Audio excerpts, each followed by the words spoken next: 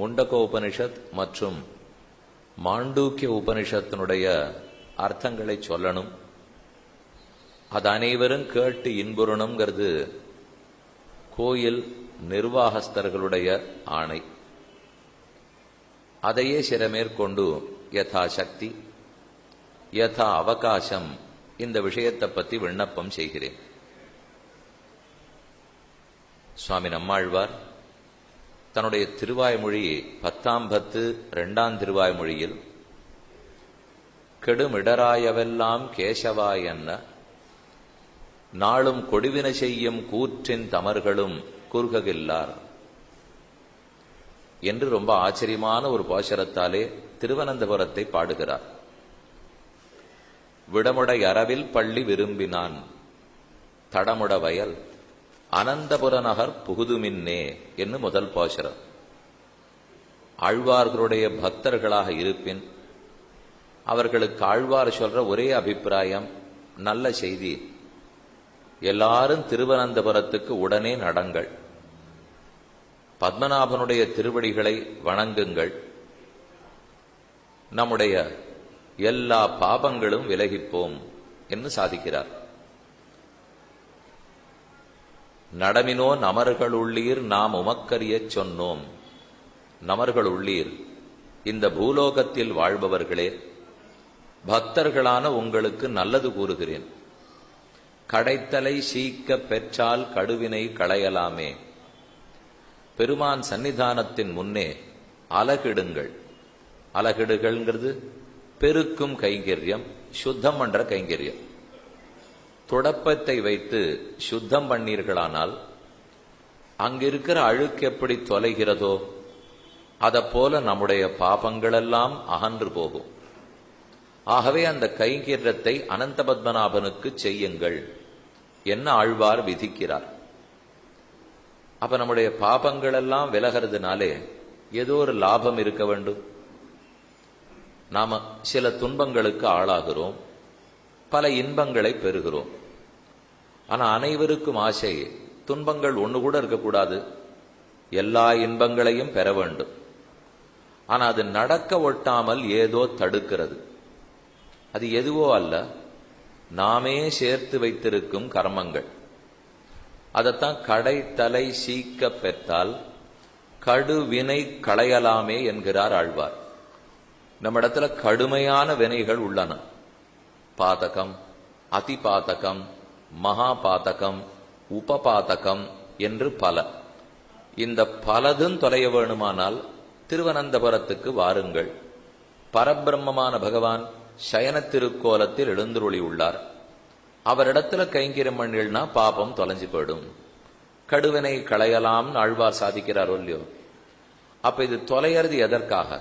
தொலையும்னு சொல்லியிருக்காரே தவிர இது தொலைந்த பிற்பாடு உங்களுக்கு என்ன கிட்டும் என்று நேரடியா அந்த பாசுரத்தில் இல்லை. சரியா படிக்கல, அதனால மதிப்பெண்கள் ஒழுங்கா வரல, நல்ல மதிப்பெண் வாங்கல, அதனால பெரிய கல்லூரியில இடம் கிடைக்கல. இத மாற்று கருத்து என்னவா இருக்கணும்? நன்னா படி என்ன சொல்றா. உடனே தன்னடையே என்ன கிடைக்கும்? அப்ப 98 வாங்கலாம் சொல்லாமலே கிடைக்கிற சொல்லு. 98 வாங்கிவிட்டேன், அப்ப நல்ல கல்லூரியில இடம் கிடைக்கும் சொல்லாமலே கிடைச்சுடுற சொல்லு. அதே போல கெடுமிடர், உங்களுடைய இடர்கள் கடுவினைகள் அனைத்தும் களையப்படும் என்று விரோதி நிவிருத்தியை சொன்னால் தன்னடையே இஷ்ட பிராப்தியை சொன்னதாகும்.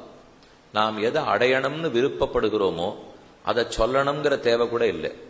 அதை அடைய ஒட்டாம எது தடுத்து கொண்டிருக்கிறதோ அந்த தடுப்பை விலக்கிட்டோம்னாலே வேண்டியது தன்னடையே கிடைக்கும். அது ஆழ்வார் இந்த பாசுரத்திலே அதனால எது கிடைக்கும்னு சொல்லாம விட்டது மட்டும் இல்லை, ரொம்ப பிரசித்தமான ஒரு ஸ்லோகம் பார்ப்போமே.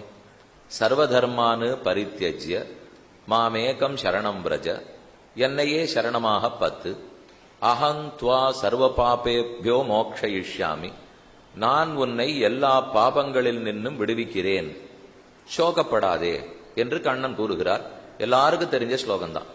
இப்ப இந்த ஸ்லோகத்துல கூட என்ன கிடைக்கும் இல்லையே, உன்னை எல்லா பாபங்களில் நின்னும் விடுவிக்கிறேன் என்று சொல்லியிருக்காரே தவிர எங்க அடைவிக்கிறேன் என்ன அந்த ஸ்லோகத்துல தெளிவா இல்லை.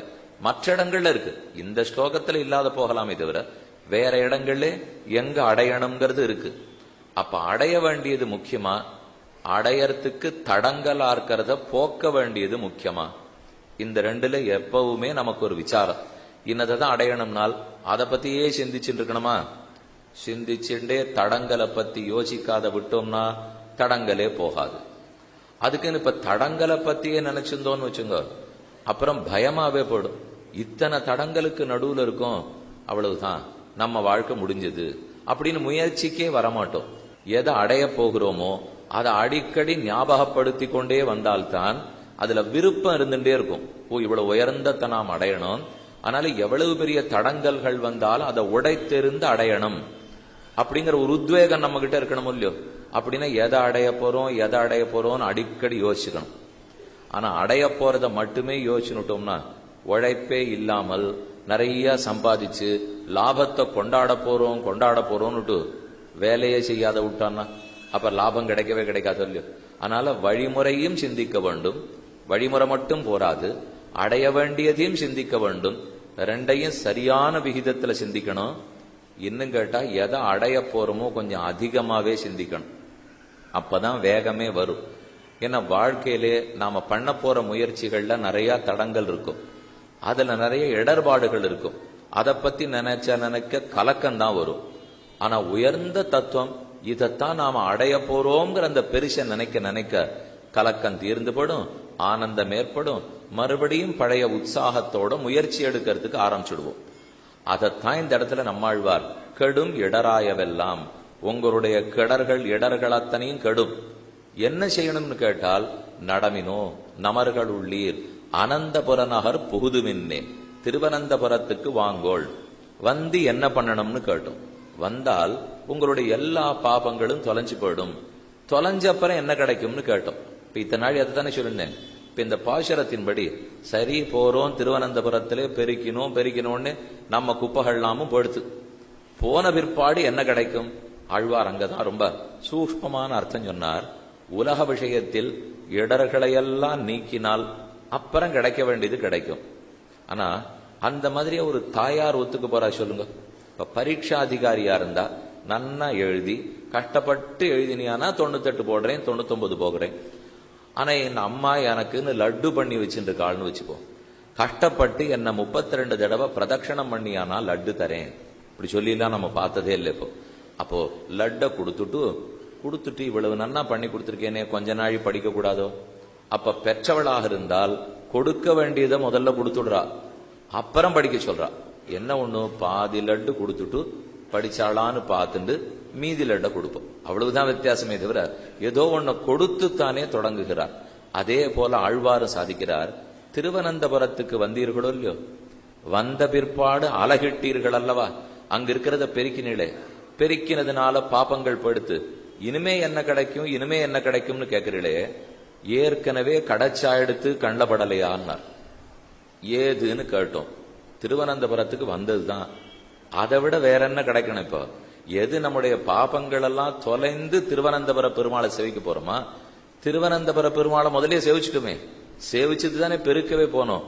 அப்ப பெற்ற தாய போலே தன் தரிசனத்தை முதல்ல கொடுத்துட்டு அதனாலேயே பாபங்களை போக்குகிறார் பெருமான்.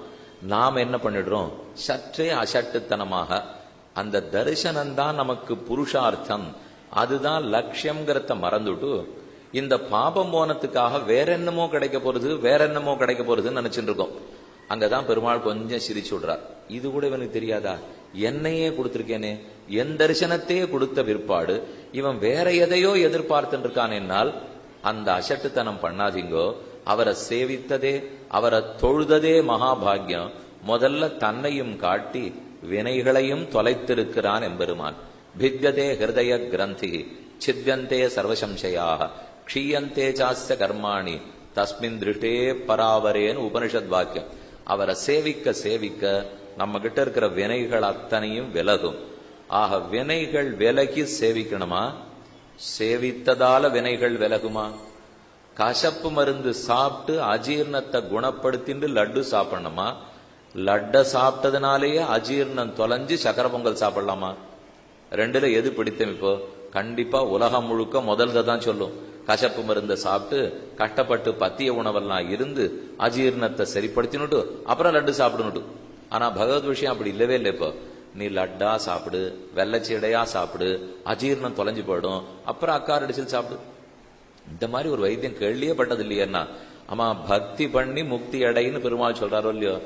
பக்தியே அக்கார் அடிச்சல் தானே, பக்தியே லட்டாட்டம் இனிக்கக்கூடியது தானே, முக்தி இன்னும் நன்னா இனிக்கக்கூடியது தானே. அப்ப யாரான் ஒருத்தர் இனிப்பு பண்டத்தையே மருந்தாக கொடுத்து மருந்தையே விருந்தாக்கினவர்கள் இருப்பார்களா? விருந்தே மருந்தாகுமா? மருந்து மருந்தா இருக்கும், சரியா போச்சுன்னா விருந்தாகும். விருந்த யாரும் மருந்தா வைக்க மாட்டா, வச்சா மறுபடியும் அஜீர்ண வியாதி வந்துடும். ஆனா பக்திங்கிற விருந்தே மருந்தாகவும் உள்ளது. நாம இந்த லோகத்தில் இருக்கிற வரைக்கும் பக்தி நமக்கு நிறைய மருந்தா இருக்கு, கொஞ்சமா விருந்தா இருக்கு. அந்த லோகத்துக்கு போன அப்புறம் பக்தி விருந்தா மட்டுமே இருக்கு. அப்ப ஒரே பக்தி அதையே மருந்தாகவும் கொடுக்கிறான், விருந்தாகவும் கொடுக்கிறான். இந்த உபாசனாத்மகமான பக்தி எப்படி மருந்தா இருக்கு, எப்படி விருந்தா இருக்கு? தன்னையே அமிர்தமயமான தன்னை கொடுத்து இந்த விஷதுஷ்டமான சம்சாரத்திலிருந்து பெருமான் எப்படி நம்மை நீக்கி விடுகிறார். அதற்கு எப்படி உபாசனம் பண்ண வேண்டும், பக்தி எப்படி செய்ய வேண்டும், அவரை எப்படி பூஜிக்க வேண்டும். பிரம்மங்கிறது ஆறு, பிரம்ம தரிசனம்ங்கிறது என்ன, பிரம்ம சாட்சா்காரம்ங்கிறது எது, பிரம்மத்தை அடைவிக்கும் பக்தி ஆகிற வழியின் ஸ்வரூபம் எது? இதை கூறுவதற்காகத்தான் வேதங்களும் இதிகாசங்களும் புராணங்களும் உபனிஷத்துக்களும் அனைத்துமே பிறந்தன. அப்ப வேதாந்தம் வேதாந்தம்னு என்ன சொல்ல வரும்னால் பிரம்மஸ்வரூபத்தை பத்தி சொல்லும். இன்னார் பிரம்மம், இத்தகையவர்னு சொல்லிடும். அந்த பிரம்மத்தை அடைவதற்குண்டான வழியை பற்றி கூறும். இந்த ரெண்டுத்தினுடைய விசாரம், பிராப்ய விசாரம், உபாய விசாரம். இந்த சொல்ல நன்னா மனசுல வாங்கிக்குங்க. சில சப்தங்கள்லாம் முதல்லயே இப்ப நன்னா நீங்க புரிஞ்சுனுட்டீங்கன்னா அடுத்த 6 நாள் சுலபமா இருக்கும்.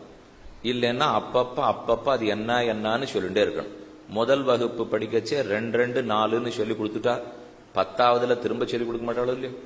அதை வச்சுட்டு தானே மேல கணக்கு போடணும். அதை போல சில சப்தங்கள்லாம் ஞாபகம் வச்சுடுங்க. பிரம்மம் அவரே புருஷார்த்தம், அவரை அடைந்து அனுபவிப்பதே பலம், அது லட்சியம். அந்த லட்சியத்தை அடைவதற்கு ஒரு வழி இருக்கணும் இல்லையோ, அத உபாயம்னு சொல்றார்.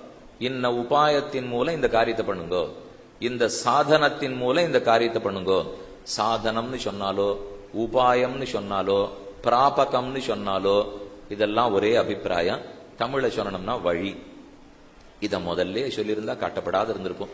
ஏதேதோ உபாயம்னு சொல்லி பிராபகம்னு சொல்லினால் இதை சொல்லாம விட்டுட்டேன்னு வச்சுங்க, அப்புறம் படிக்கச்சே மந்திரங்கள் அந்த சப்தம் வரைச்சே திணறிண்டே இருப்போம்.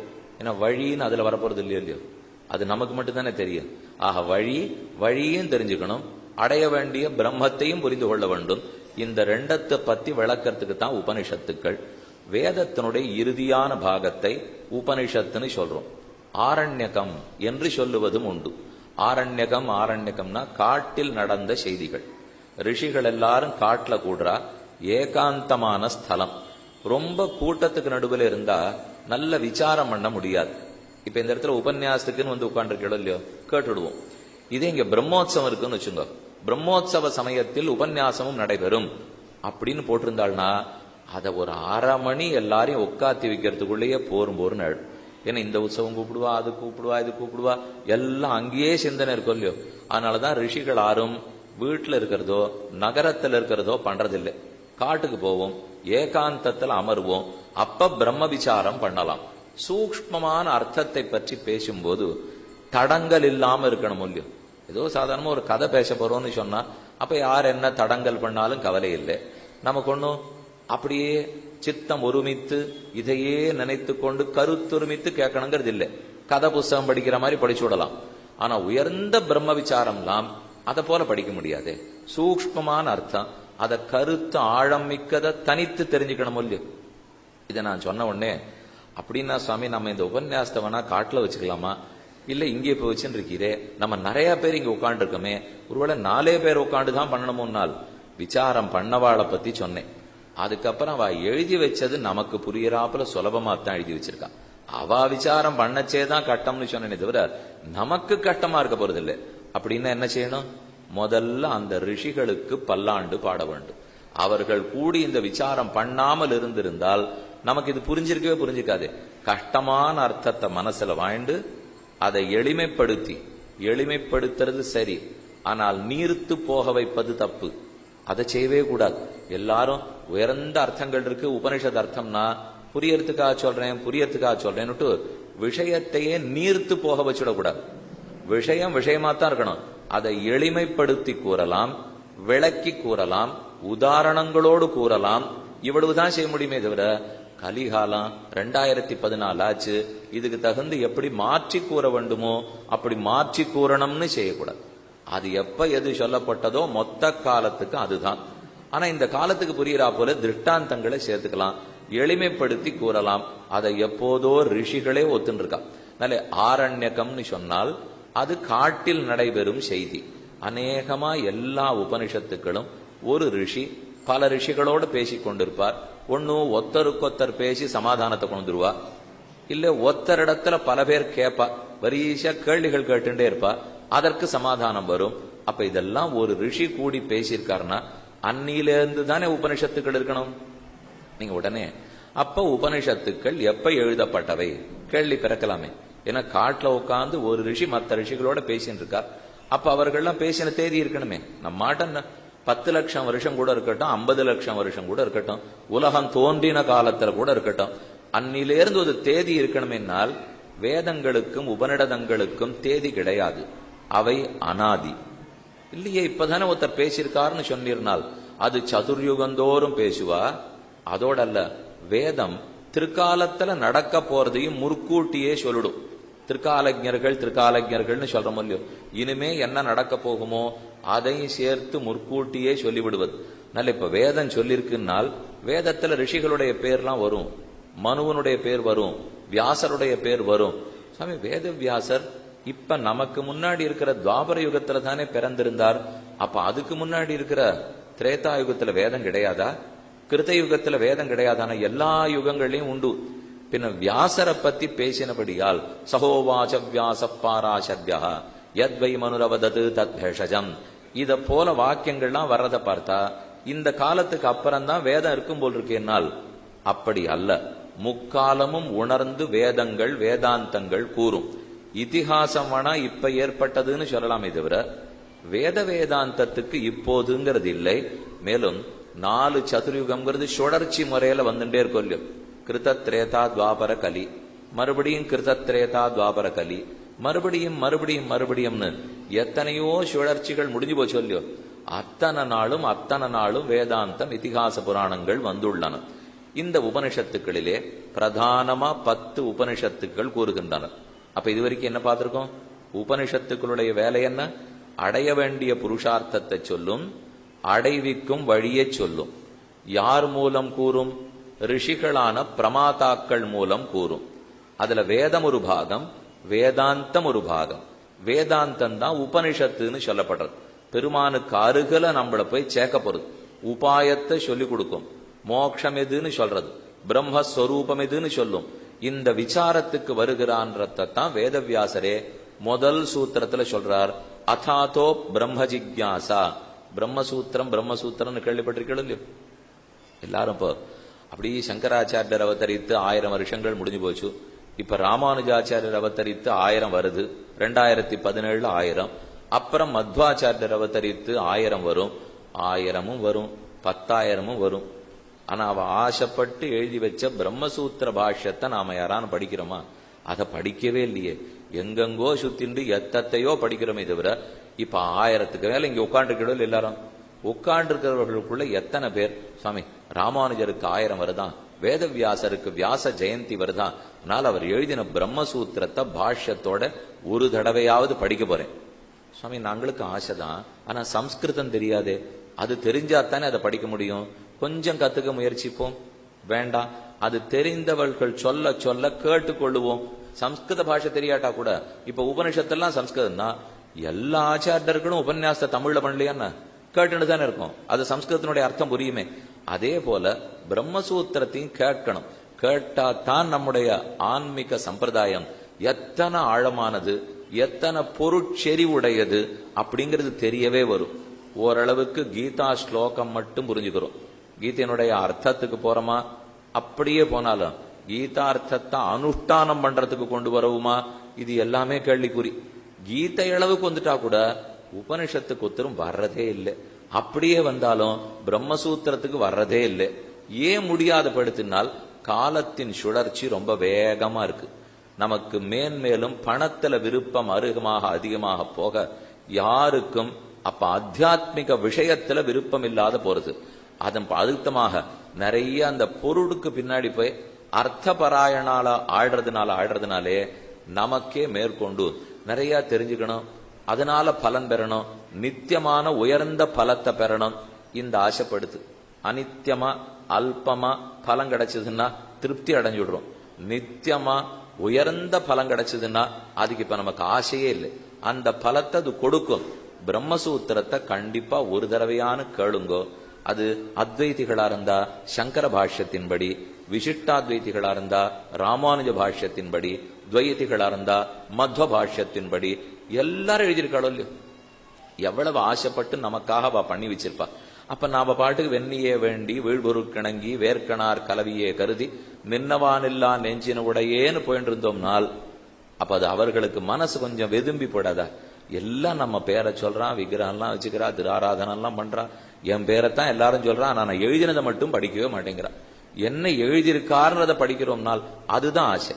உண்மையில நம்ம 1000வது ஆண்டு கொண்டாடுறோம், சங்கர ஜெயந்தி கொண்டாடுறோம், ராமானு ஜெயந்தி கொண்டாடுறோம், மத்வ ஜெயந்தி கொண்டாடுறோம்னால் அவ எதிர்பார்க்க போறது தாங்கள் எழுதி வைத்தவைகளை படித்தோமா.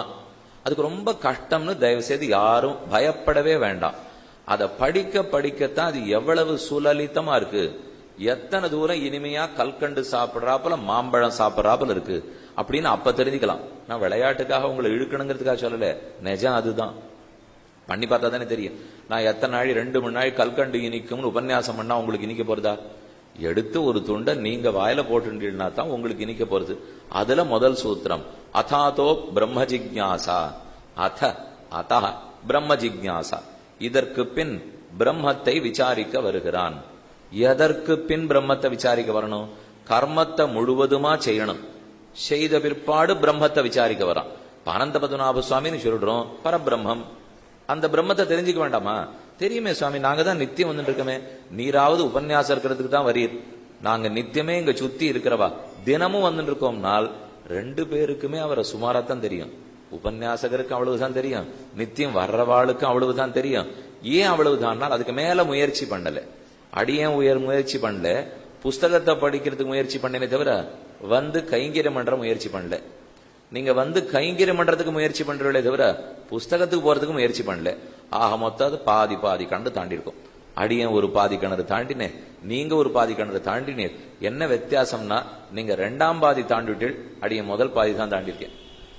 என்ன புஸ்தகத்தை படிக்கிறது முதல் பாதி, அதற்கு அனுகுணமா கைங்கரியம் பண்றதுதான் 2வது பாதி. உங்க பாடு தேவலை 10ஆவதே தாண்டாம முதுகலை பட்டம் வாங்கிவிட்டு அது லாபம். இதுவே வேண்டாம், அது கிடைச்சு கொடுத்தா போருமே சுவாமின்னு வாடும் இல்லையோ. இதுக்காக சொல்ல வந்தேன். அப்ப பிரம்மஸ்வரூபம் தெரிஞ்சுக்கணும். அனந்த பத்மநாபன் இருக்கே, அந்த பேர்ல என்னென்னமோ அர்த்தம் வருதே. பேரை எழுதுறதுக்கு கூட கட்டமா இருக்கே, ரொம்ப நீளமா எழுத வேண்டியிருக்கு. அனந்தன்னா ஆறு, பத்மம்னா என்ன, நாபின்னா என்ன, அனந்த பத்ம நாபனா இருக்கார்னா எதுக்காக இருக்கார், அவருக்கு நமக்கு என்ன சம்பந்தம், எத்தனையோ அர்த்தங்கள் இருக்கும் இல்லையோ. இத தெரிஞ்சுட்டு நீங்க சேவிக்க வந்தீங்கன்னா இன்னும் ஆனந்தமா இருக்கும். தெரிஞ்சுக்காத சேவிச்சாலே ஒன்னும் குறையில்லை, ஆனந்தமா தான் இருக்கும். இருந்தாலும் அதையும் தெரிஞ்சிட்டோம்னா ஓ இத்தனை மகான், இவ்வளவு பெருமை படைத்தவர், மகாத்மியம் இருக்கிறவரா சலனமில்லாத சயனிச்சுருக்கார். என்னால கொஞ்ச நாளி பேசாம இருக்க முடியாது. இப்படி திரும்புவேன் அப்படி திரும்புவேன், அவர் நகரவே இல்லை. நம்ம ஒத்தொத்தரும் எப்ப சேவிக்க வருவோன்னு காத்துன்னு சயனிச்சுருக்கார். அவ்வளவு தூரம் என்னிடத்துல ஆசையா? அப்படி நான் அவருக்கு என்னதான் பண்ணிருக்கேன்? ஒன்னே ஒண்ணு, அப்ப 200 வருஷம் படிப்போம். ஒரு தரம் படிச்சோம் இல்லையோ, இன்னொரு தரம் படிப்போம், 2ஆம் தரம் 3ஆம் தரம் படிப்போம், ஆந்தனையும் கைங்கரியம் பண்ணுவோம். இந்த விருப்பம் வருவதற்குத்தான் பெருமாள் எழுந்தருளி இருக்கிறார். ஆக காட்டில் அமர்ந்த ரிஷிகள் எல்லாம் ஒன்று கூடி பேசி ஏகாந்தமாக பிரம்மஸ்வரூபம் யாது, பிரம்மத்தினுடைய குணங்கள் எவை, பிரம்மம் எப்படி படைக்கிறது, அழிக்கிறது, காக்கிறது, நாம பிரம்மத்தை அடையறதுக்கு உண்டான வழிமுறைகள் என்ன, இத பத்தி விசாரிச்சிருக்கா. அதைத்தான் ஆரண்யகம்ங்கிறோம். உபனிஷத்து ஒரு பாகம்னு வச்சுங்க. ஒரு வேதத்துக்கும் உபனிஷத்துக்கள் உள்ளன. ரிக்வேதத்துக்கு உபனிஷத்திற்கு, யஜுர்வேதத்துக்கு உபனிஷத்திற்கு, வேதத்தினுடைய அந்தமான பாகம். வேதத்தினுடைய இறுதி பாகத்தை தான் உபனிஷத்துக்கள்னு சொல்றோம். அதுல பிரதானமாக 10 உபனிஷத்துக்கள் எடுக்கப்பட்டன. இப்ப நாம பார்க்க வேண்டியது இந்த 6 நாட்களில் முண்டகோபனிஷத்தும் மாண்டூக்கிய உபனிஷத்தும். உங்களுக்கு உடனே தோணும், இந்த பேர் எதனால வந்தது? முண்டகோபனிஷத்துன்னு பேர் வச்சிருக்காளே, எதனால அது மாதிரி வந்தது? மாண்டூக்கிய உபனிஷத்துன்னு பேர் வச்சா எதனால வந்தது? ஆழ்வார்களுடைய திவ்ய பிரபந்தங்களில் கண்ணினும் சிறுத்தாம்புன்னு ஒரு பிரபந்தம் இருக்கு, அமலநாதிபிரான்னு ஒரு பிரபந்தம் இருக்கு. இதுக்கெல்லாம் பேர் வர்றதுக்கு காரணம் பாசுரம் ஆரம்பித்ததனுடைய முதல் சொல். அமலநாதிபிரான் அடியார்க்கென்னை ஆட்படுத்த விமலன் ஆரம்பிக்கிறது. ஆனால் அதுவே பிரபந்தத்துக்கு பேர். கண்ணினும் சிறுத்தாம்பினால் கட்டுண்ண பண்ணிய பெருமாயன் ஆரம்பிக்கிறது. அதனால கண்ணினும் சிறுத்தாம்புன்னு பேர்.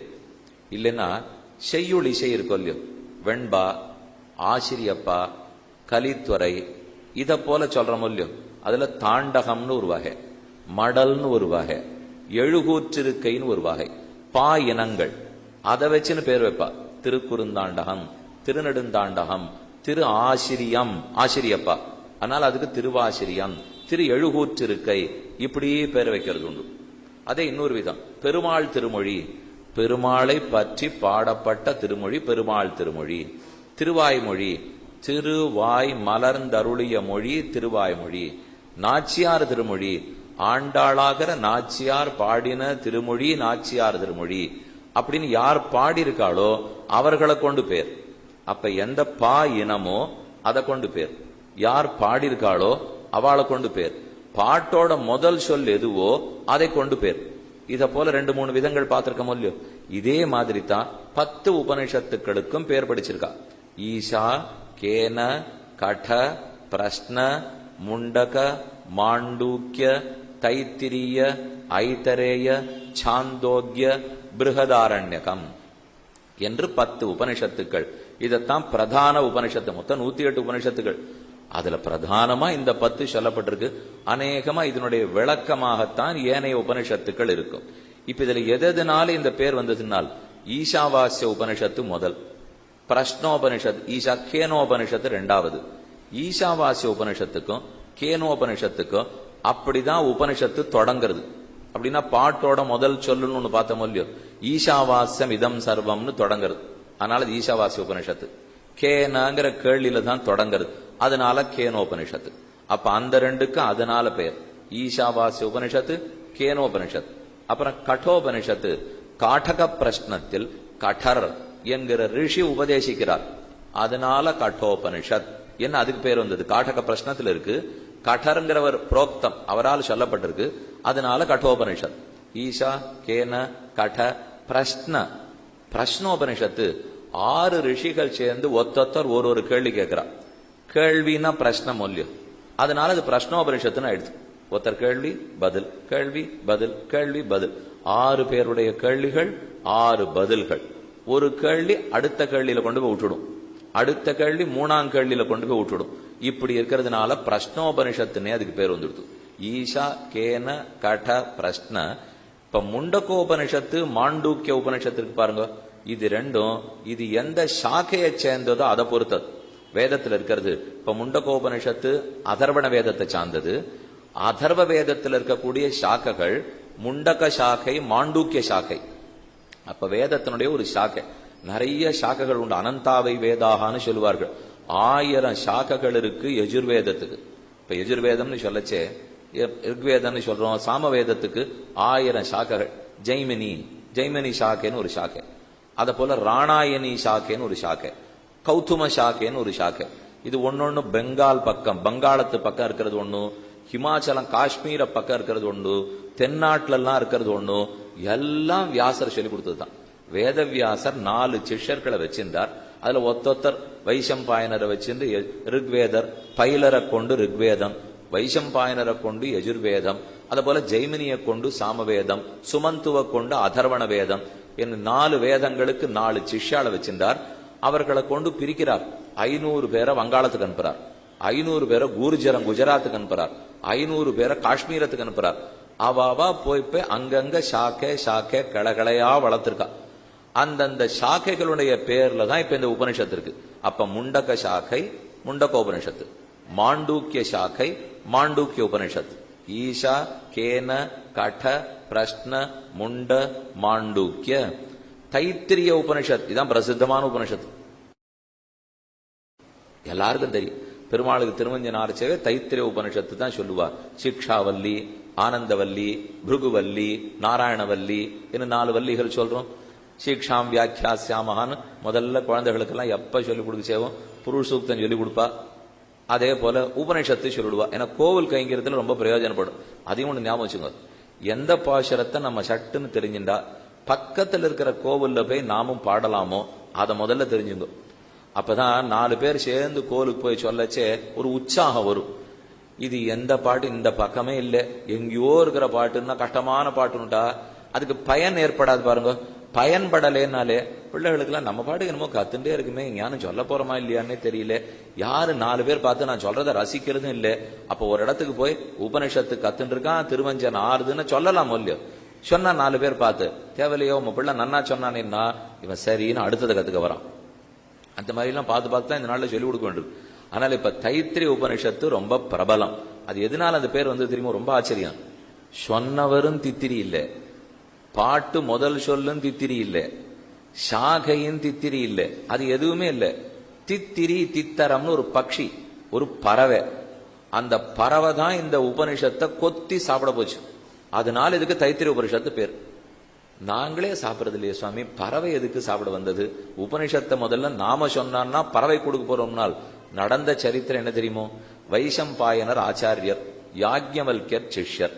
வைசம்பாயனர் ஹிமாச்சலத்துக்கு ஒரு தடவை வசிஷ்டாச்சாரியர் கூட்டின பெரிய மாநாடு, வேத விற்பனர்களுடைய மாநாடு கூட்டியிருக்கார். ஏதோ யாகம் பண்ண போறார். அதுக்கு நீங்கள்லாம் வாங்கோன்னு சொல்லியிருந்தார். இவர் போயிருக்கணும். ஏதோ ஒரு காரணத்தினால இவரால போக முடியல. அந்த காரணம் எதுனாலேயோ ஒரு பிரம்மஹஸ்தி தோஷமும் அவருக்கு வந்துடுச்சு. இப்ப அந்த தோஷத்தை போக்கிண்டாகணும். போக்குவதற்கு என்ன செய்யலாம்னு யோசிக்கிறார். தன் சிஷ்யர்களை கொண்டு நிறைய வேத பாராயணம் பண்ண வைக்கணும். அந்த பாராயணம் பண்ண பண்ண பண்ண பிரம்மஹத்தி தோஷம் போகும்.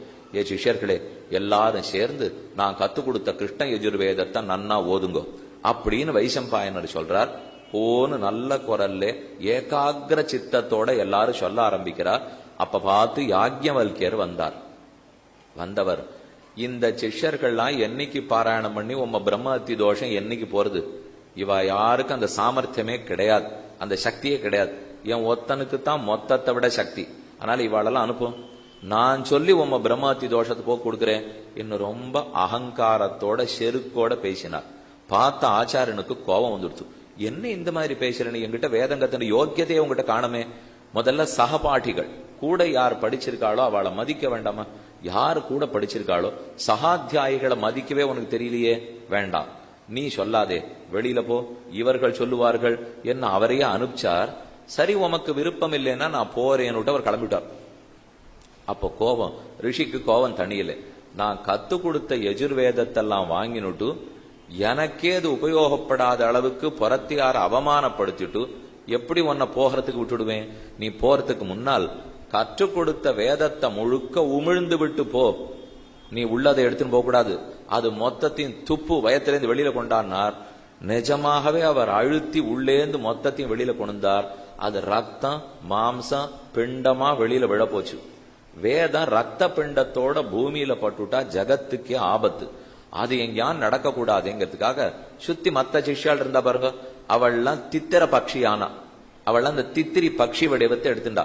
எடுத்துனுட்டு இந்த ரத்தமும் சதையும் கீழே விடாத அந்த வேதத்தை கொத்தி ஜாகிரதையா பாதுகாத்தா. அதனால தைத்திரியம் அப்படின்னு அந்த உபனிஷத்துக்கு பேர் வந்தது. ஈஷா கேன கட பிரஷ்ன முண்ட மாண்டூக்கிய தைத்திரியம். அதுக்கப்புறம் ஐதரேயம். ஐதரேயம் ஈத்தரா, ஈத்தரான்னு ஒரு பெண், ஒரு பெரிய ரிஷி. அந்த ரிஷியினுடைய தர்மபத்தினி ஈத்தரா. அந்த ஈத்தராவுக்கு தம் பிள்ளைகளை, தன்னுடைய பிள்ளை மற்ற பத்னிகளுடைய பிள்ளைகளை காட்டிலும் உயர்ந்தவனா வரணும், இன்னும் நிறைய அவன் அத்தியனம் பண்ணணும் அப்படின்னு அவளுக்கு ஆசை. அதனால பெருமுயற்சி எடுத்தாள். அவள் ஒரு மகனை பெற்றாள். அந்த மகனுக்கு தனி சாக்க ரொம்ப நன்னா ஓதுவித்தாள். அந்த பிள்ளைக்கு பேர் வச்சா ஐதரேய மகீதாசன் அவனுக்கு பேர். என்ன மகி பூமி, மகியான பூமியை பிரார்த்தித்து அந்த வேதத்தை அந்த பிள்ளைக்கு அவ சொல்லி கொடுத்திருக்கா. அதனால மகீதாசன் அவனுக்கு பேர் வந்தது. ஐதரேய மகீதாசன் பேர் வந்தது. ஏன்னா அவ இத்தரா ஒல்லியோ, இதரா பெத்த பிள்ளை ஐதரேயன் ஆனா.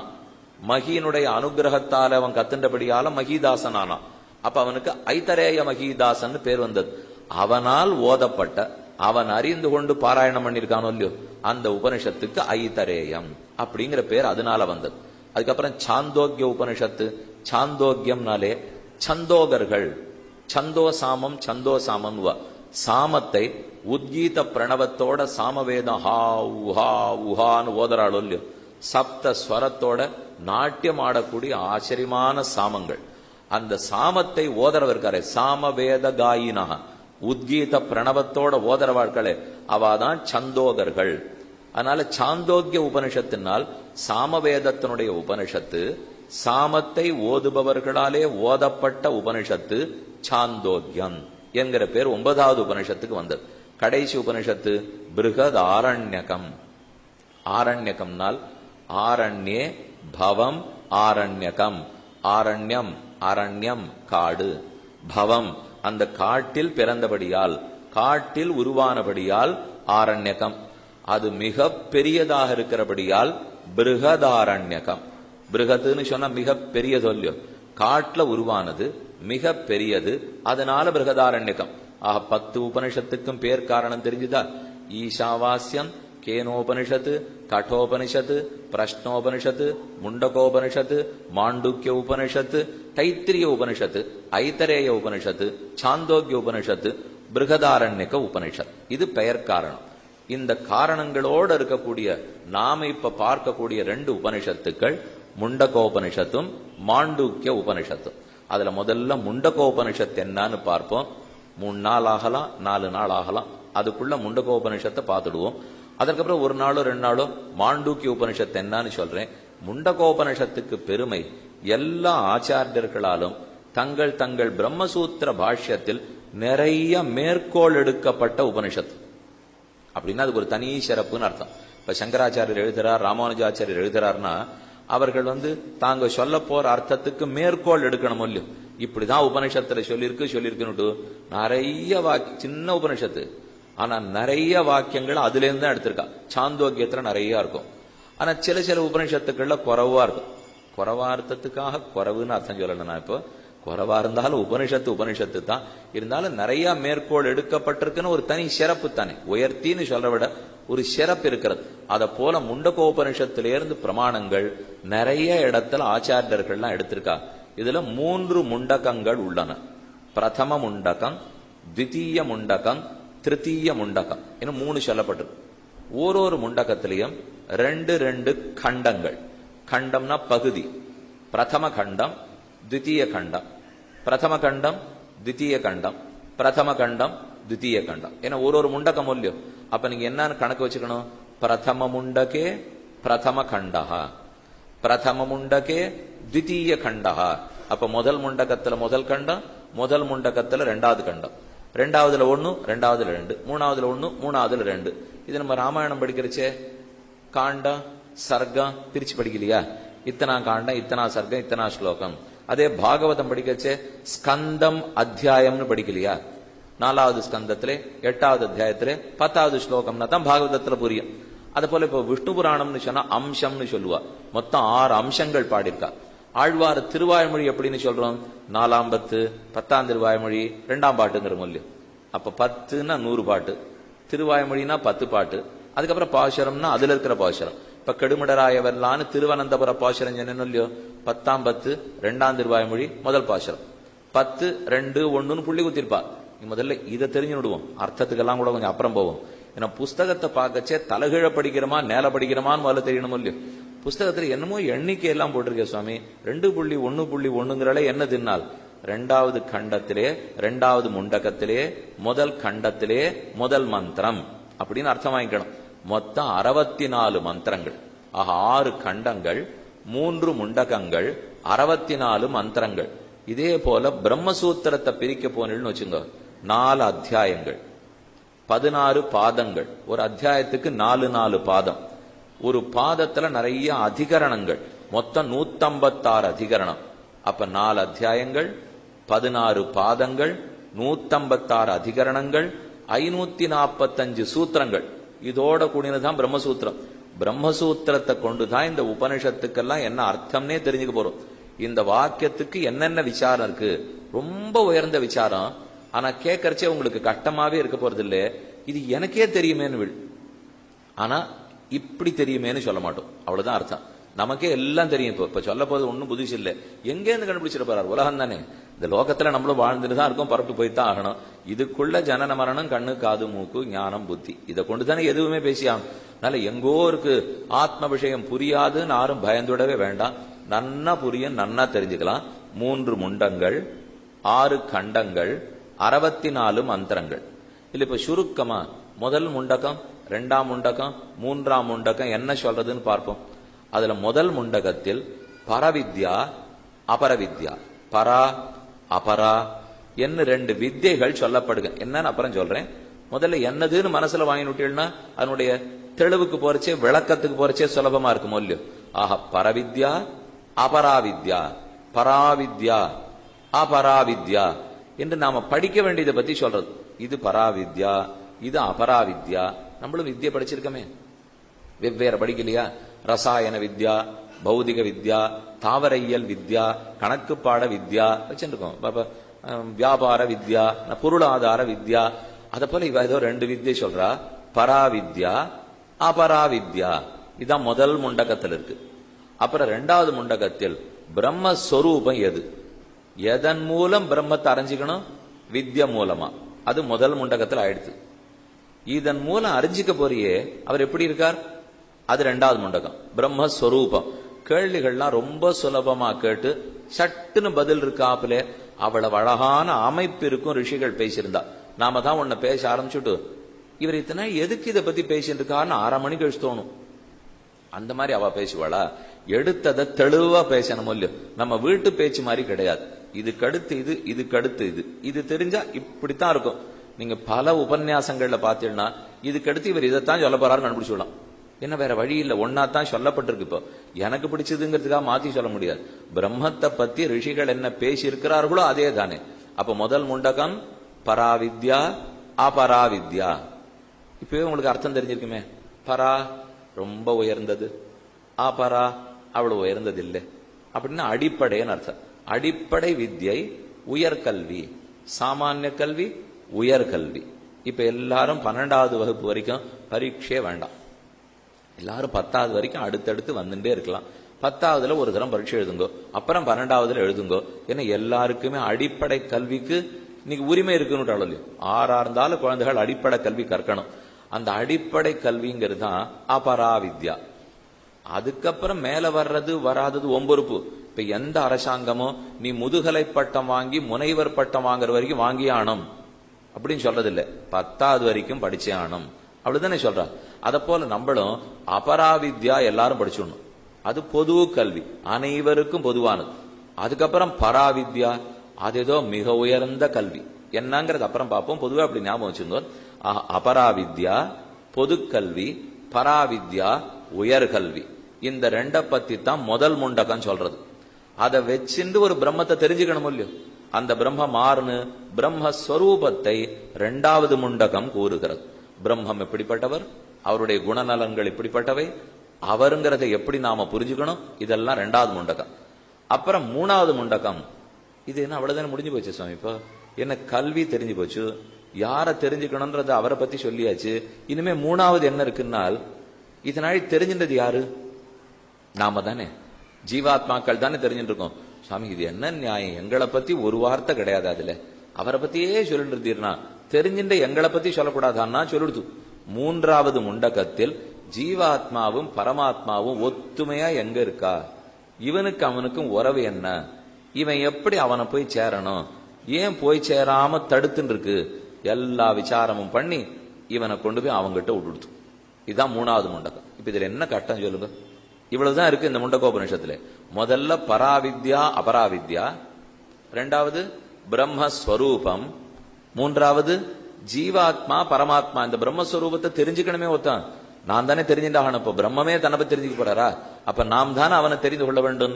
நான் அவரும் எவ்வளவு நெருக்கத்தில் இருக்கேன். ரொம்ப தள்ளி ஒரு 10,000 மைல் கனடா இருக்குமா, இல்ல ஞான கிட்டக்க இருக்குமா? ரொம்ப கிட்டக்க இருக்குங்கிறார். எங்கேயோ எல்லாம் இல்ல, நீங்க 2 பேரும் ஒரே சின்ன இடத்துக்குள்ள உட்கார்ந்துருக்கீள். ஆனா அநியாயம், இவன் அவனை தெரிஞ்சுக்கவே இல்லைங்கிறார்.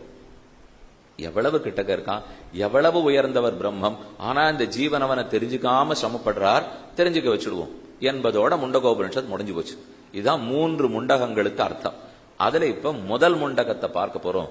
தெரிஞ்சுக்கணும்னால், அர்த்தம் புரியணும்னா முதல்ல குரு பரம்பரையை வணங்கியாகணும் இல்லையோ.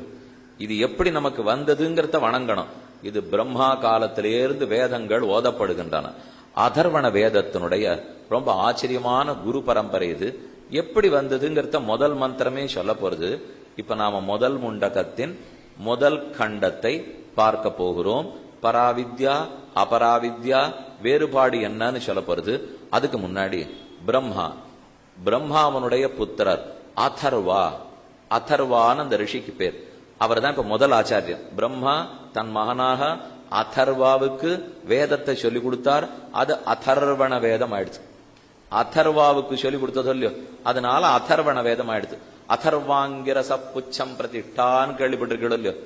அதர்வருக்கு மகன் அங்கீர் என்னவருக்கு பேர். பிரம்மாவுக்கு அதர்வர், அதர்வர் அதர்வ சிகைன்னு கேள்விப்பட்டிருப்பீள். வேதத்துல ரொம்ப முக்கியமான சிகா அதர்வ சிகான்னு பேர். அந்த அதர்வ சிகையை அவர் தான் நன்கு பிரச்சாரம் பண்ணினார். அதர்வருக்கு அங்கீர் பிறந்தார். அதர்வருக்கு பிப்பலாதர்னு ஒருத்தர், பிப்பலாதர் ஒரு சிஷ்யர், அங்கீர் மற்றொரு சிஷ்யர். பிப்பலாதர் மூலமாகத்தான் பிரஷ்னோபனிஷத்து பரவித்து. இப்ப நாம பார்த்துட்டு இருக்கிறது முன் உபனிஷத்து, பிரஷ்னோபனிஷத்து. ஈஷா கேன கட பிரஷ்ன போல்யம். அப்ப பிரஷ்னோபனிஷத்து இதே அதர்வா தன் சிஷ்யரான பிப்பலாதர் மூலமாக உலகம் முழுக்க பரவிருக்கார். இப்ப நீங்க கேட்கலாம், இவ பேர்லாம் கட்டமா இருக்கே சுவாமி, இதெல்லாம் ஞாபகம் வச்சிருந்தா தான் முண்டகோபனிஷத் தெரியுமா? கண்டிப்பா. யாராரு எந்தெந்த வருஷத்துல 50 அடிச்சா 100 அடிச்சா 64ல கோட்டை விட்டுட்டா எல்லாம் ஞாபகம் வச்சுருக்க முடியும். எந்தெந்த பந்து எந்தெந்த கட்டத்துக்குள்ள போய் விழுந்தது, யார் பிடிச்சா, அப்ப சத்தம் யார் போட்டா முதற்கொண்டு ஒப்பிக்கிற முடியும். அதுக்கு வினாடி வினா நிகழ்ச்சி முதற்கொண்டு நடக்கிறதோ இல்லையோ. ஆனா எல்லாரும் அந்த வினாடி வினா நிகழ்ச்சியில 15 வயசுக்கு போயிருப்பா. அவளுடைய 55ல கேட்டீங்கன்னா ஏதான் அது உனக்கு உபயோகப்பட்டதோ? அதெல்லாம் ஒண்ணு இல்ல சுவாமி, அந்த நிகழ்ச்சியில இருந்து கடைசியில வாங்க வேண்டிய மதிப்பெண் வேற 95 90 ஆச்சு. இதுதான் நடந்தது. அவ்வளவுதான் விடுவோம். ஆனா அதை போல இல்லை இது. இப்போ நான் இப்ப அதை வேண்டான்னு சொல்லல, ஆனா அதெல்லாத்தையும் மனப்பாடம் பண்ணச்சு இது வேண்டான்னு ஏன் சொல்லணும்னு தான் கேட்கிறேன். அதை பண்ற மொழியோ மனப்பாடமே இல்ல, ஆசாசியா சொல்றோம். யார் யார் எதுல நடிச்சிருக்கா, என்னென்ன பாட்டு பாடியிருக்கா, அவ பேர் என்ன, ஊர் என்ன, குலம் என்ன, கோத்திரம் என்ன, நாம உட்கார்ந்து இருக்கிற எல்லா உள்ளு முழுக்க அவ படத்தெல்லாம் ஓட்டிட்டு இத்தனை பண்ணிட்ட மொழியோ. அப்ப பிரம்மா அதர்வர் அங்கீர் அங்கிரசு படத்தை ஓட்டிக்கணுமா வேண்டாமா? சுவாமி அவ எப்படி இருப்பான்னா அதுவே தெரியாதே. அவள் ஆறு பார்த்திருக்கா? இப்போ பார்த்ததில்லை. வேத உபனிஷத்து இப்படி இருப்பான்னு சொல்றது. அதனால என்ன சித்திரம் போட்டாலும் பாருங்க, அநேகமா எல்லா ரிஷிகளையும் ஒரே மாதிரி போட்டு விடுவா. அவர் அவர் அவர் அப்படி இருந்திருப்பார், நமக்கு எப்படி இருந்திருப்பார்னு தெரியாது. இது முதல்ல நியாயமோ? இவ்வளவு பெரிய சொத்தை நம்ம கிட்ட ஒருத்தர் கொடுத்துட்டு போறார், அவர் இன்னார்னு கூட தெரிஞ்சுக்கலன்னா இதுக்கு ஆழ்வார்கள் பாடு கொஞ்சமானு தேவலை. எல்லா திவ்யதேசத்திலையும் இவ எப்படி இருப்பான்னு இருக்கு. போய் ஆழ்வார்னா 3 பேரும் ஒரே மாதிரி நின்று இருப்பா.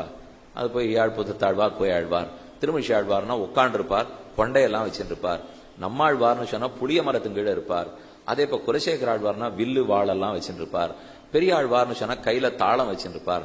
ஆண்டாள்னா பெண் உருவத்தில் எழுந்துருளி இருப்பார். தொண்டரடிப்புடி ஆழ்வார்னா பூக்கூடல தொங்க விட்டு இருப்பார். அதே திருமங்கை ஆழ்வார்னு சொன்னா நல்ல வேல் வீட்டி வச்சுருப்பார். இதுவான அடையாளம் தெரியறதோ இல்லையோ. அத போல நம்ம ஏதோ அதர்வாங்கிறீர், அங்கீருங்கிறீர், அங்கிரசுங்கிறீர், வாழலாம் என்ன ஈட்டி வச்சுருப்பாளா? பூ தெரியாது. அவர்களை பத்தி இல்லைன்னா வெகு வெகு காலத்துக்கு முன்பாக எப்பவோ அனாதி காலமா இருந்திருக்காளோ இல்லையோ. அதோட இல்ல, காட்டுல இருந்தவா தங்களை பத்தி தெரிவிச்சுக்க விருப்பமே படல. நம்ம சனாதன தர்மத்திலே ஒரு பக்கம் நிறைய அதுதான்.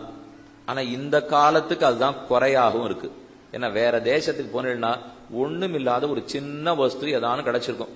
அதுக்கு 1 கோடி ரூபாய் செலவழிச்சு ஓஹோன்னு ஒரு தங்கப்பேழை பண்ணி அதுக்குள்ள வச்சு போயிட்டு வர்றதுக்கு 100 ரூபா வாங்கிடுவா.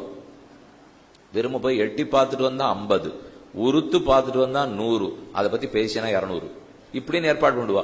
ஆனா இங்க நம்ம அதுக்கெல்லாம் எங்க இருக்குன்னு தெரியல. இவரெல்லாம் எங்க பிறந்தார்னு கேட்டு பாருங்க, யாருக்கும் தெரியாது. இப்போ எத்தனை வயசு இருந்தா தெரியாது. அதை தெரிவிக்க விருப்பமே அவ படல. நாங்க என்ன தெரிஞ்சுக்கணும்னு ஆசைப்பட்டோமோ அதை நீ தெரிஞ்சுக்கோ, எங்களை பத்தி தெரிஞ்சுக்க வேண்டிய தேவை இல்லை.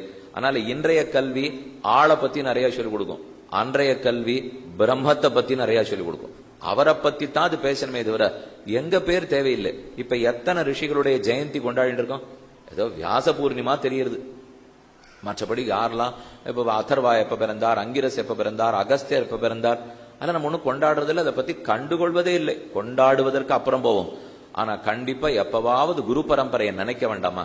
அதை நினைச்சாதான் இந்த அர்த்தமே நமக்கு புரியும். இப்ப இன்னைக்கு இருக்கிற பள்ளிக்கூட திட்டத்தில் ஆச்சாரியனா வணங்கிட்டு உட்காரணுங்கிறதெல்லாம் இல்ல. அவரும் 9 மணிக்கு வரார், 3 மணிக்கு கிளம்பி போயிடுறார்.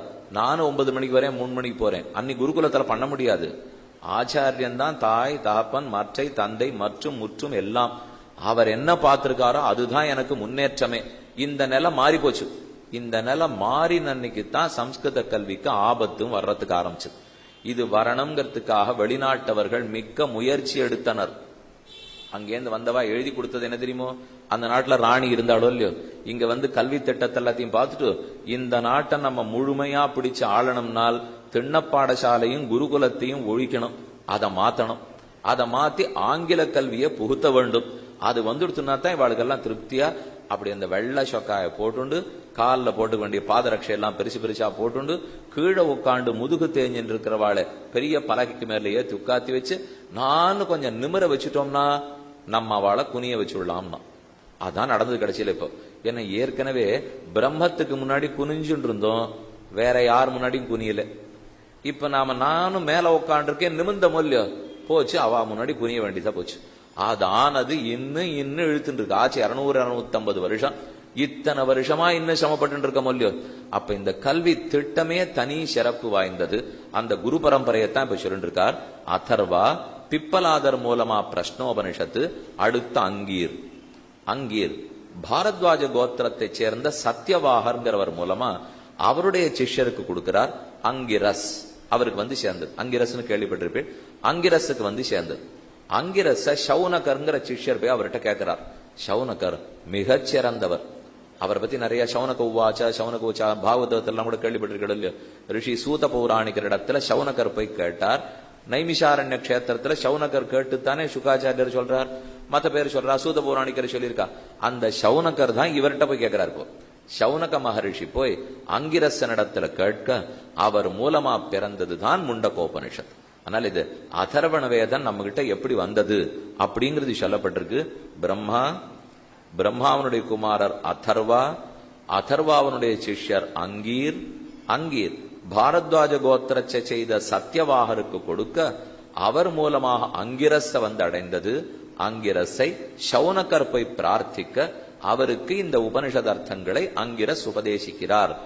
ஆகவே இவர்கள் எல்லாருடைய அனுகிரகத்தால தான் இதில் இருக்கிற அர்த்தம் நமக்கு புரிய வேண்டும். அந்த குரு பரம்பரைக்கு முதற்கண் வணக்கம். இதை நாம சொல்லுவோமோ மாட்டோமோன்னு சந்தேகம். அதனால இப்ப உபனிஷத்து என்ன பண்ணிடுத்து, இத்தனை இடையே சொல்லியிருந்தேன் இல்லையோ, எங்கேருந்து கதை தேடல. முதல் 2 மந்திரம் இதைத்தான் சொல்றது. இந்த குரு பரம்பரையை தானே சொல்லிடுது.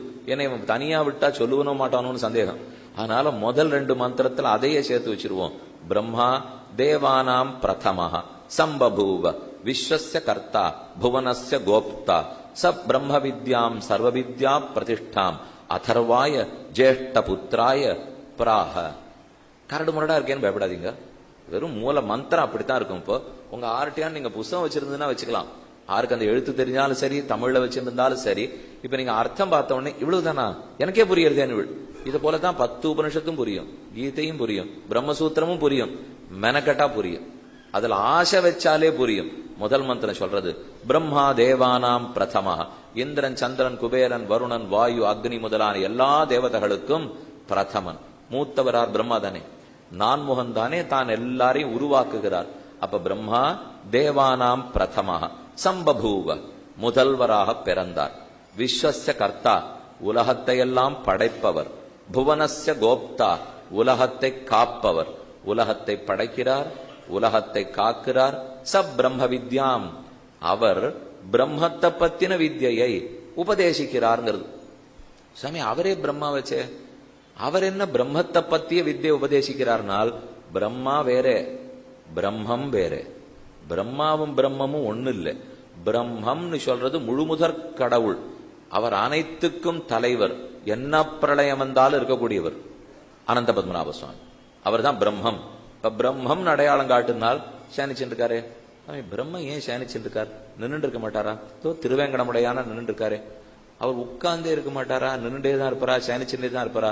விஜயாசன பெருமா தெற்கு கோடியில உட்கார்ந்து இருக்காரு. பாண்டவ தூதரா வடக்கு கோடியில உட்கார்ந்து இருக்காரு. தள்ளிய சிங்க பெருமாளா திருவல்லிக்கணியில உட்கார்ந்து இருக்காரு. உட்கார்ந்து இருப்பார், அமர்ந்தும் இருப்பார், நின்றும் இருப்பார், பறந்தும் வருவார், நடந்தும் போவார், திருவிக்கிரம பெருமானாக உலகத்தையும் அழைப்பார். அவர் பிரம்மம். அப்ப அந்த பிரம்மத்தை பத்தி பிரம்மா பேசுறாரு. இப்போ ஆனா நீங்க பிரம்மான்னு சொல்லச்செல்லாம் இவர் தான் முழு முதற் கடவுள்னு குழம்பிப்படக்கூடாது. பிரம்மம் வேறே, பிரம்மா வேறே. அதோட ஆச்சரியம் இல்லை. பிரம்ம ஒத்தர், பிரம்மா நிறைய பேர். அப்படியா? எப்படி? ஊருக்கு ஒத்தரா, நாட்டுக்கு ஒத்தரா, மாநிலத்துக்கு ஒத்தரா? எத்தனை பேர் இருப்பாருன்னா அண்ட கட்டாகத்துக்கு ஒத்தர். 7 14 லோகங்கள் சேர்த்து ஒரு அண்டம்னு சொல்றோம் இல்லையோ, இந்த அண்டத்துக்கு ஒரு பிரம்மா. அதனுடைய 14வது லோகமான சத்தியலோகத்தில் இருப்பார். அப்ப அண்டம் ஒண்ணு இல்லையா, ஒரு 14 இல்லையா? அண்டானாந்து சஹசிராணாம் சஹசிராண்யயுதானிச்ச கோட்டி கோட்டி சதானிச்ச. புராணம் சொல்றது. இப்போ அண்டகட்டாகங்கள் கோட்டி கோட்டி 100 கோட்டி 100 கோட்டி. அத்தனை அண்டகட்டாகத்துக்கு அத்தனை பிரம்மா. அப்ப இதுல எந்த பிரம்மா சொல்லப்பட்டிருக்குன்னால் நம்முடைய அண்டகட்டாகத்துல எந்த பிரம்மா இருக்காரோ அவரை பத்தி இது சொல்லிட்டு. இத போல எத்தனையோ அண்டங்களுக்குள்ள எத்தனையோ பிரம்மாக்கள் இருப்பா. அந்த பிரம்மா இப்ப உபதேசிக்கிறார். தன்னையும் படைத்தவனான தன்னை தன் உந்தித்தாமரையில் படைத்தாரோ இல்லையோ பிரம்மம். அந்த பிரம்மத்தினுடைய உந்தித்தாமரையில தான் பிரம்மா பிறந்திருக்கார். அந்த பிரம்மத்தை பத்தி உபதேசிக்க தொடங்குகிறார். அவரை பற்றிய வித்தையை சொல்றேன். பிரம்ம வித்யாம் சர்வ வித்யா பிரதிஷ்டாம். அந்த பிரம்ம வித்யை எப்படிப்பட்டது? எல்லா வித்தைகளுக்கும் பிரதிஷ்டா அதுதான். இப்போ ஞாதவ்ய அகிலம் பிரம்மணி விஜானே பரிசமாப்பியத்தேன்னு சொல்லுவார்கள். எதை உலகத்துல நாம தெரிஞ்சுக்கணுமோ அது அத்தனையும் பிரம்ம ஜானம் ஏற்பட்டா அதுல போய் கலந்துடும். எதுவா இருந்தாலும் அதுல போய் சேர்ந்துடும். இப்போ நீங்க என்ன வெத்தலைபாக்கு வாங்கிட்டு வாங்கோ, பழம் வாங்கிட்டு வாங்கோ, கற்பூரம் வாங்கிட்டு வாங்கோ, வாழைப்பழம், மாம்பழம், மாதுளம்பழம், ஆரஞ்சு பழம், இது வாங்கிட்டு வாங்க. எல்லாத்தையும் கொண்டு போய் கொடுக்குறோம். கொடுத்த உடனே அர்ச்சக சுவாமி தட்டுல வைப்பார், புரோக்ஷிக்கு போறார், அப்படி காட்டிட்டு இருப்போம். திருப்பி கொண்டு வந்து கொடுக்க போறார். எல்லாம் சேர்ந்து போய் சொல்லி ஒருத்தருட்டேன் இது எத்தா கொடுங்க, முந்திரி பழம் கொடுங்க, வாழைப்பழம் கொடுங்க, திராட்சை பழம் கொடுங்க, எதுவா இருந்தாலும் அவர்கிட்ட போய் சேரும்.